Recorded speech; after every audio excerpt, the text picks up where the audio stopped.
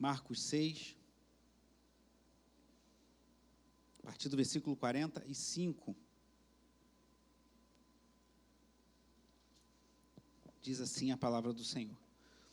Logo a seguir, Jesus fez com que os seus discípulos entrassem no barco e fossem adiante dele para o outro lado, para Betsaida, enquanto ele despedia a multidão. E, tendo-os despedido, ele subiu ao monte para orar. Ao cair da tarde, o barco estava no meio do mar e Jesus estava sozinho em terra. De madrugada, vendo que os discípulos remavam com dificuldade, porque o vento lhes era contrário, Jesus foi até onde eles estavam, andando sobre o mar, e queria passar adiante deles. Eles, porém, vendo-o andar sobre o mar, pensaram tratar-se de um fantasma e gritaram, pois todos viram Jesus e ficaram apavorados. Mas Jesus imediatamente falou com eles e disse: coragem, sou eu, não tenham medo. Então subiu no barco para estar com eles e o vento cessou. Ficaram totalmente perplexos, porque não haviam compreendido o milagre dos pães, pois o coração deles estava endurecido. Oremos. Pai amado e bendito, te louvamos pela tua palavra, Senhor, que o teu Espírito Santo, como eu creio, falou ao meu coração, enquanto eu li e preparava essa mensagem, fale ao coração dos meus irmãos, venha nos impactar nessa noite, venha ministrar aos nossos corações, pois precisamos, Senhor, que o Senhor fale aos nossos corações e nos desperte. Nessa noite eu creio que o Senhor está nos despertando, nos alertando para uma vida mais intensa na tua presença. Fala ao coração do teu povo, Senhor, em nome de Jesus. Amém. Os irmãos podem sentar. Tem uma frase, inclusive a minha mãe gosta muito dela, curta e verdadeira, que diz: tempo é uma questão de prioridade. Nem sempre isso se aplica. Às vezes tem situações que você queria uma coisa e realmente não pode. Mas muitas vezes nós não fazemos algumas coisas que sabemos que devemos fazer porque não priorizamos. No meio empresarial, isso é muito falado. O tempo é uma questão de prioridade. Quando alguém fala, não estou com tempo de fazer um curso, não estou com tempo de fazer uma faculdade, não estou com tempo de me aprimorar, isso é bom, né? Se você tem condições de se aprimorar na sua profissão, seja ela qual for, é importante você se aplicar, estudar. Eu vou dar um exemplo, o pastor Gabriel, já pastor, já trabalhando lá no IBRMEC, no Instituto da Denominação, como pastor auxiliar ali na freguesia, dando aulas no Instituto, dando aulas em outros seminários, foi fazer um mestrado, está fazendo um mestrado lá nos Estados Unidos, ele vai uma vez por semestre lá para os Estados Unidos, passa acho que 10 dias lá, estudando inglês, está se empenhando, porque ele vê necessidade de se aprimorar. Então, se aprimore naquilo que você faz. E muitas vezes no meio empresarial, por isso até que minha mãe gosta dessa frase, que ela veio desse meio, é dito isso: tempo é uma questão de prioridade. Priorizamos o que é mais importante ou o que consideramos mais necessário em nossas vidas.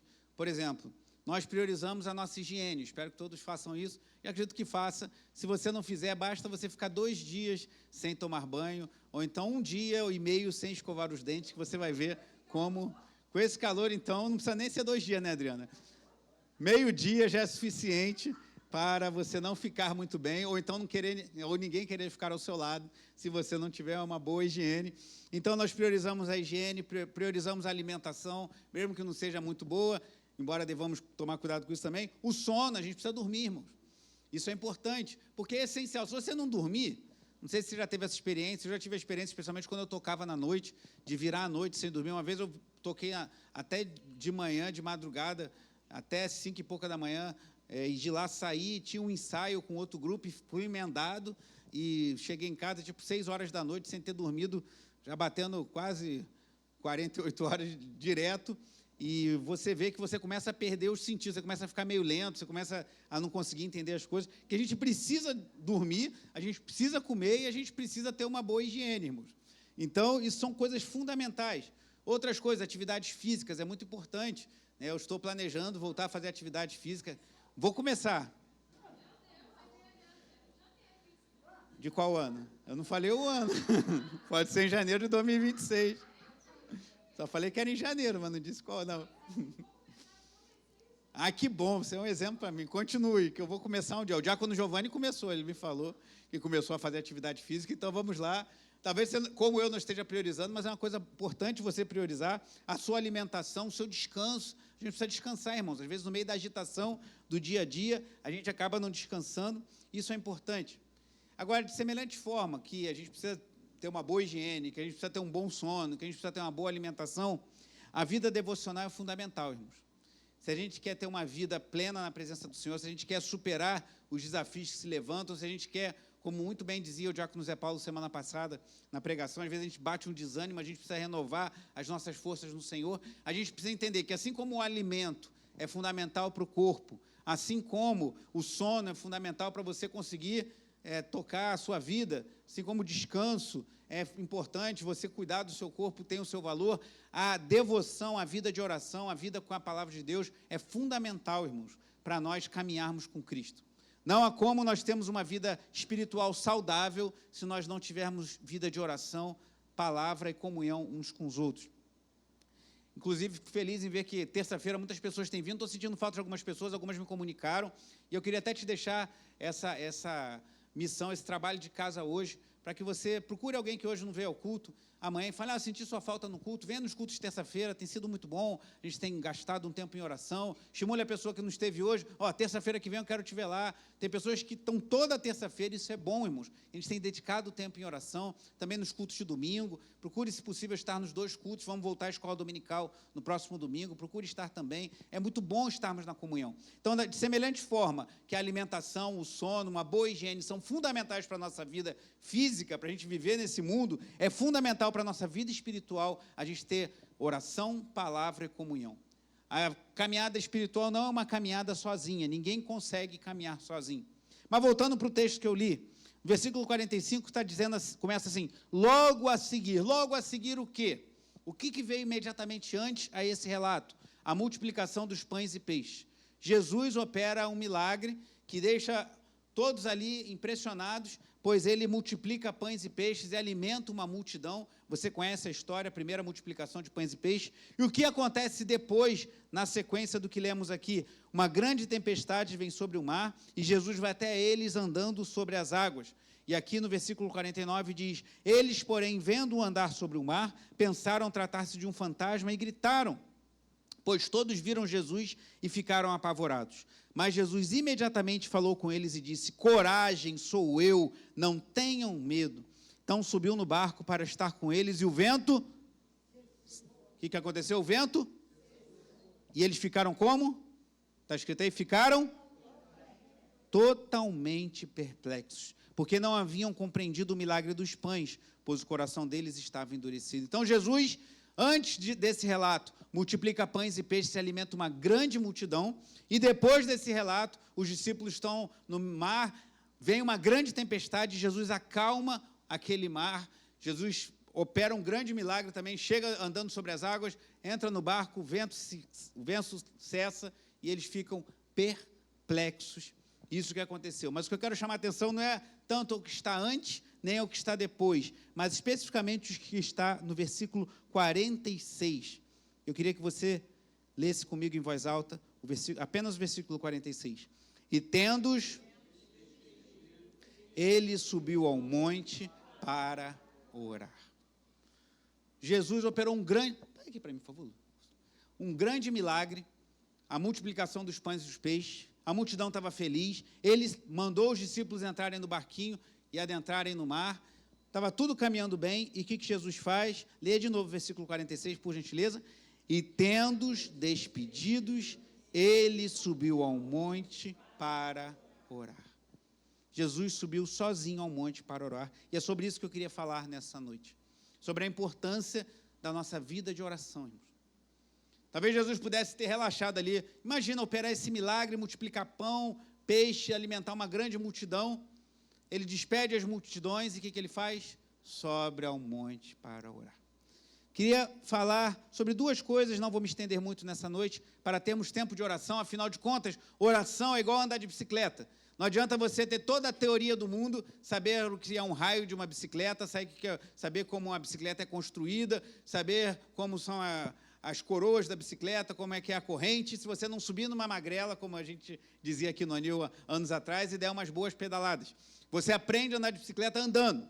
E a oração, de semelhante forma, nós aprendemos sobre a oração, sim, na teoria, lendo, estudando, ouvindo pessoas que já caminharam há mais tempo na escola da oração, na caminhada da oração, mas, sobretudo, orando. Então, quero deixar tempo ao final para dedicarmos em oração. Mas eu quero falar primeiro de Jesus e a oração, como era a vida de oração de Jesus, para depois falar da nossa vida e a oração. Então, primeiro ponto, Jesus e a oração, eu destaquei alguns versículos aqui no Evangelho de Marcos. Volte ao capítulo 1, por favor. Marcos, capítulo 1, a partir do versículo 35. Marcos, capítulo 1, versículo 35. Diz assim: tendo-se levantado, quando? De madrugada. Quando ainda estava escuro, Jesus saiu e foi para um lugar deserto e ali? Então, Jesus levantou de madrugada, Jesus subiu ao monte e Jesus foi para um lugar deserto orar. Isso quer dizer que, então, só vale se a gente orar no monte de madrugada? Não, irmãos. Eu sei que tem um louvor que a gente cantou até na vigília, que é legal, de madrugada o crente vai buscar poder. E é bom, irmãos, porque de madrugada está silêncio, ninguém te incomoda, você não se preocupa com a hora. Então, se você tem um hábito ou pretende desenvolver o hábito de orar de madrugada, faz bem, não tem problema nenhum. Mas não há mais poder na madrugada, ou na manhã, ou à noite, ou à tarde. O importante é termos uma vida de oração e você buscar o momento mais conveniente para você orar. E precisamos nos esforçar. Tem gente que de madrugada, 3 horas da manhã, parece que toca um despertador espiritual e a pessoa acorda e não consegue mais dormir. Alguém falou isso algum tempo atrás, eu não lembro quem foi, e aí a pessoa parece que Deus está batendo na porta, falando: acorda, meu filho, tu não vai dormir quando você não dobrar teu joelho e orar. Então, se é o teu caso, ore de madrugada. Jesus aqui se levanta de madrugada. Jesus foi para o monte, mas por quê? Ele precisava ficar sozinho, ele precisava ficar isolado. No monte não há mais poder. Tanto é que Jesus fala lá em João 4:24, que chegará o tempo, a hora já chegou, em que os verdadeiros adoradores adorarão o Pai em espírito e em verdade. Mas há problema em ir para o monte? Não, desde que você entenda que você está indo lá para ficar num momento reservado. Eu lembro de uma irmã que morava num lugar muito agitado e não conseguia se aquietar para orar. Ela falava: eu gosto de ir no monte, que lá eu consigo me aquietar e ficar contemplando ao Senhor. Não há problema nisso, mas não podemos mistificar, achar que há algo de especial no monte. Jesus ia para o monte, que ele precisava ficar reservado, sozinho e buscando em oração. E que o texto nos ensina que Jesus valorizava a oração. Jesus acordava cedo de madrugada, ainda escuro, ia para um lugar deserto e orava. Jesus, depois do milagre da multiplicação dos pães e dos peixes, subiu ao monte sozinho para orar. E aqui no versículo 36, olha o que diz: Simão e os que estavam com ele procuravam Jesus por toda parte. Quando o encontraram, lhe disseram. Aí Jesus tomou uma chamada aqui, olha só: todos estão à sua procura. Quer dizer, fala: Jesus, onde é que você estava? A gente está querendo falar contigo. Mas onde ele estava? De madrugada, no escuro, orando. E aí Jesus respondeu no versículo 38, vamos a outros lugares, aos povoados vizinhos, a fim de que eu pregue também ali, pois foi para isso que eu vim. Então ele foi por toda a Galileia, pregando nas sinagogas deles e expulsando os demônios. Antes de sair para pregar e para operar sinais expulsando demônios, Jesus de madrugada foi sozinho orar. Então Jesus tinha uma vida intensa de oração. Siga para o capítulo 3 ainda de Marcos.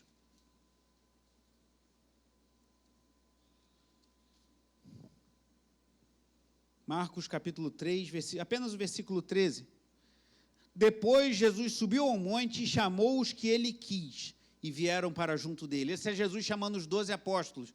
Mas Lucas detalha um pouco mais esse episódio. Vá comigo no Evangelho segundo Lucas, capítulo 6. Lucas 6.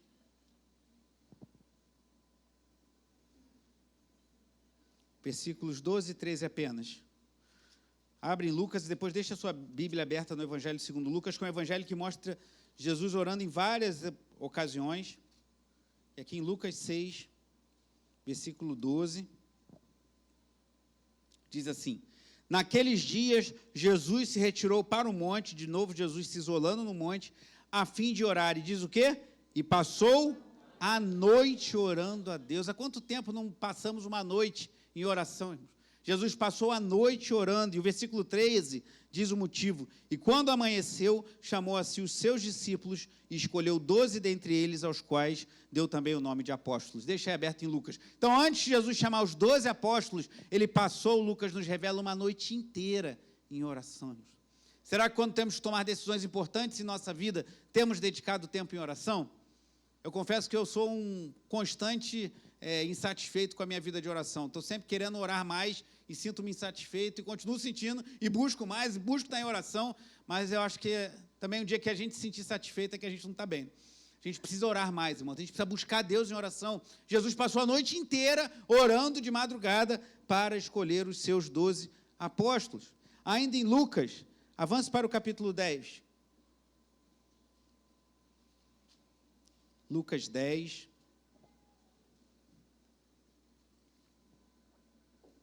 Logo no início. Olha que curioso.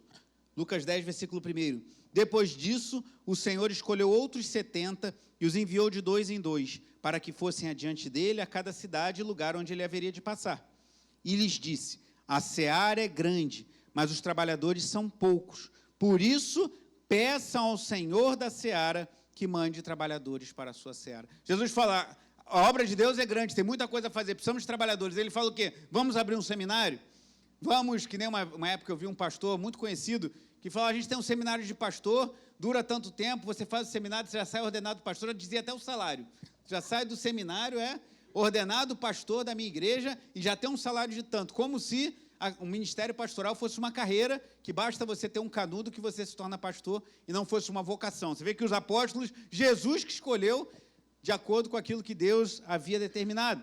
Mas aqui ele fala que a seara é grande, poucos são os trabalhadores, então vamos chamar mais pessoas, vamos fazer coisas interessantes na igreja para que pessoas cheguem na igreja, vamos botar uma pipoca, como rolou uma polêmica recentemente, né? Vamos botar pipoca na igreja, área VIP, vamos fazer um monte de coisa para atrair pessoas, para ter mais trabalhadores da igreja. É isso que Jesus fala? Não, olha o que Jesus fala. Peçam ao Senhor da seara que mande trabalhadores para a seara. Como é que a gente pede ao Senhor da seara que mande trabalhadores? O que é isso? É oração. O que é pedir ao Senhor, se não orar? Então, Jesus fala, está precisando de trabalhador na igreja, está precisando de gente para trabalhar? Ore! E Deus envia. Então, Jesus tinha uma vida constante de oração. Quando foi escolher seus 12 apóstolos, ele passou uma noite inteira em oração. Antes de pregar e expulsar demônios, ele ia ao monte gastar tempo em oração. E aí, lemos o início, agora o finalzinho do capítulo 10. É um episódio muito conhecido. Certamente você vai lembrar, Marta e Maria. E no versículo 41, Jesus diz assim, mas o Senhor respondeu, Marta, Marta, você anda inquieta e se preocupa com muitas coisas, mas apenas uma é necessária. Maria escolheu a boa parte e esta não lhe será tirada. Continuando, Jesus estava em certo lugar, e quando terminou, um dos seus discípulos lhe pediu, Senhor, ensina-nos a orar, como também João ensinou os discípulos dele. Eu creio, irmãos, que a organização dos textos na Bíblia não é aleatória. Jesus falou para Marta, Maria escolheu a melhor parte. O que veio logo na sequência? Jesus orando. E os seus discípulos pedindo a ele que o ensinasse a orar. Porque orar, estar na presença de Deus é a melhor parte. Maria escolheu estar aos pés de Jesus e ouvir dele. A gente precisa fazer a mesma coisa, irmãos. E como é que a gente faz isso se Jesus não está mais entre nós fisicamente? Se Jesus não mais entra na nossa casa quando entrou na casa de Marta e Maria? É pela oração. Então, para a gente fazer o que Maria fez hoje, a gente não vai receber Jesus na nossa casa fisicamente e servir um jantar para ele. Mas a gente pode servir a Jesus, a gente pode receber Jesus em nossa casa, em nossa vida e falar com ele em oração. Então, não é à toa que o capítulo 11, conectado com o capítulo 10, mostra Jesus orando, pois essa é a melhor parte. Outro exemplo, não em Lucas, mas em João, não vou abrir para a gente ganhar tempo, capítulo 17, uma longa oração de Jesus, a oração sacerdotal de Jesus. Inclusive, a saída do templo, da igreja, a gente tem ali João 17, um trecho da oração de Jesus, que ele fala, santifica-os na verdade, a tua palavra é a verdade, assim como tu me enviaste, eu também os enviei ao mundo. Então, Jesus está orando ali ao Pai, orando pelos que criam nele, por aqueles que iam crer, João capítulo 17. Então, nós vemos o tempo todo a Bíblia mostrando que Jesus tinha uma vida intensa de oração. Mas volte lá para Marcos 6. Marcos capítulo 6.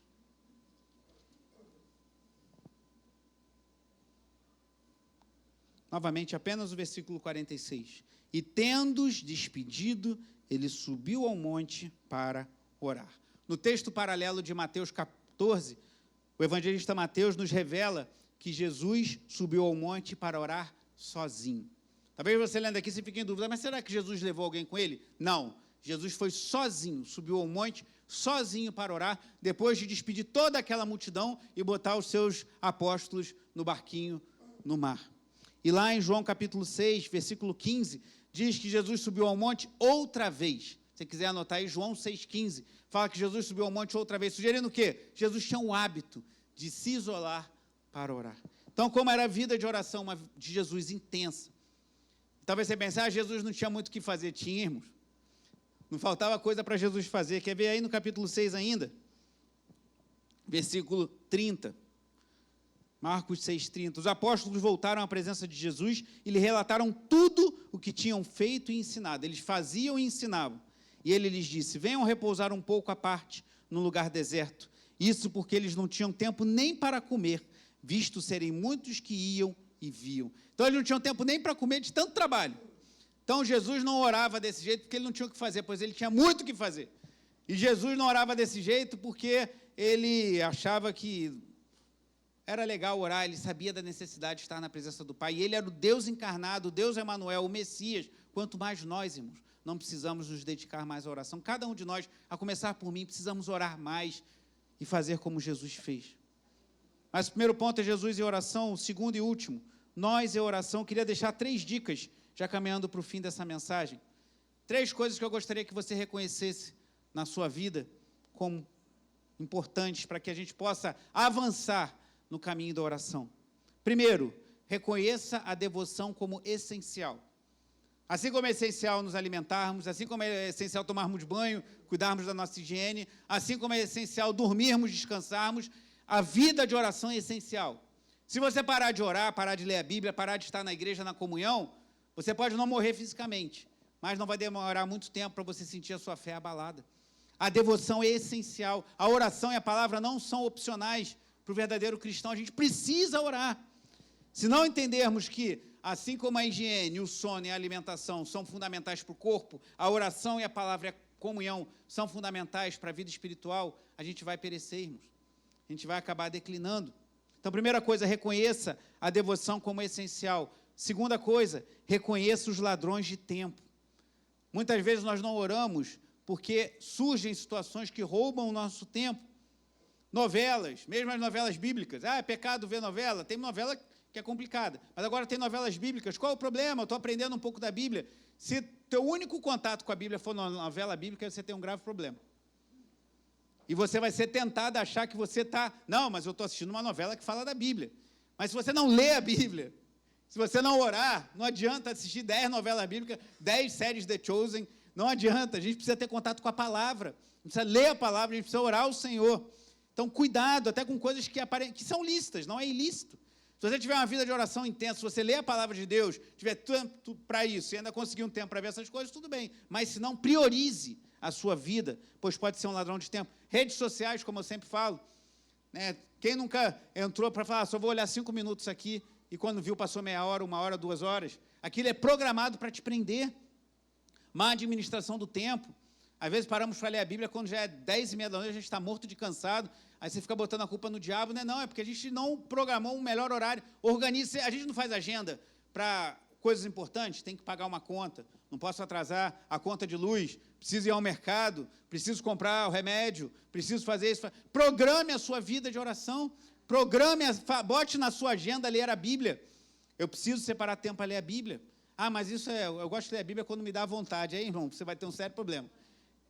Que aí tem hora que você não vai ter vontade, você não vai ler, e quando você vê, você vai ter cada vez mais vontade. Se esforce.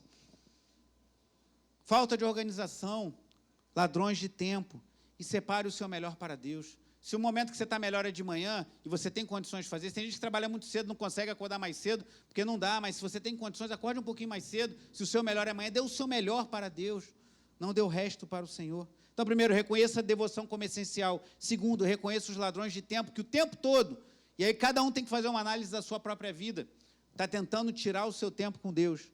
E terceiro, reconheça que o pecado mata a devoção. Se não formos radicais com o pecado, nós vamos morrer espiritualmente. E para concluir, vá em Mateus, volte um pouco na sua Bíblia, Mateus capítulo 5.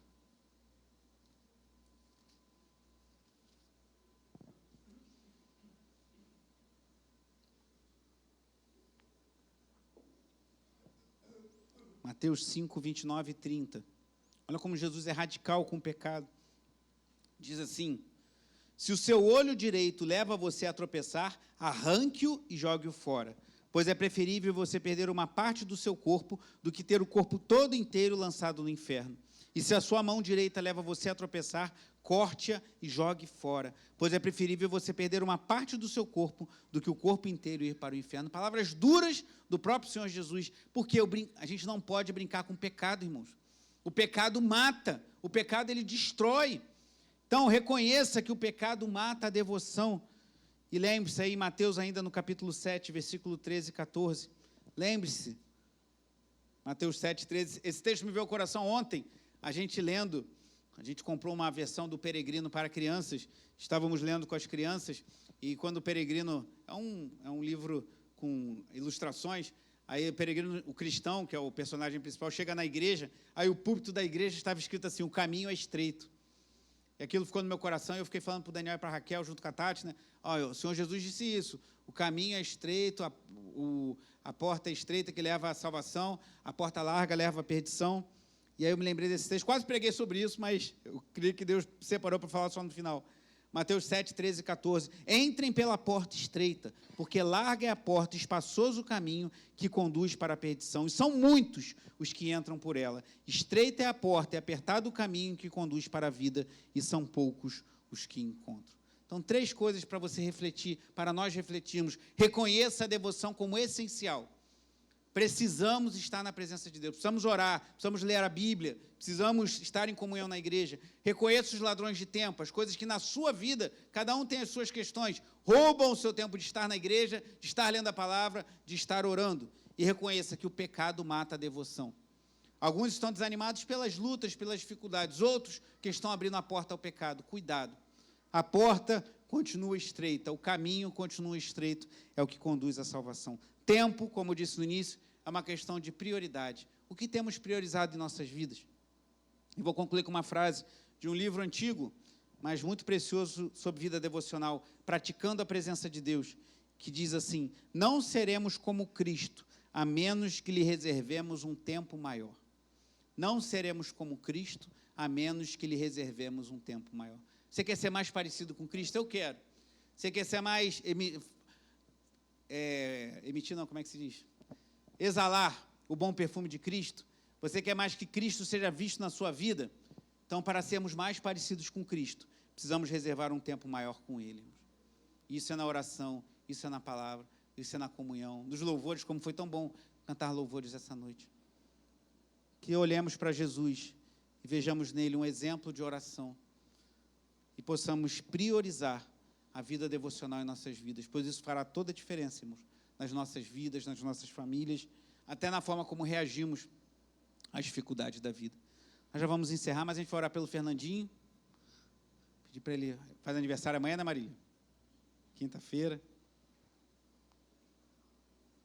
Já vamos encerrar, mas fique em espírito de oração.